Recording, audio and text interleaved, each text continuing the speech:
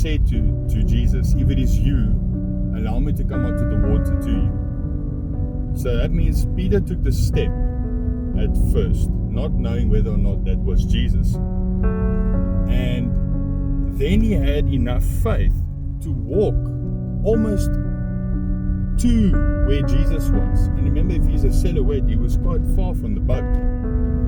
And when he got to Jesus, that is when just before he reached Jesus, he started to look at the wind and waves. Nowhere in that scripture does it say that the wind and waves became more intense. They were exactly the same. And it was at that moment that when he took his eyes off Jesus, that he sank. But also, when he sank, immediately Jesus caught him. So, if you are in a season of believing God for something, and it's been, a little while, and you started to lose a little bit of faith, keep that faith, because you never know when you are just in front of Jesus, when you are just there.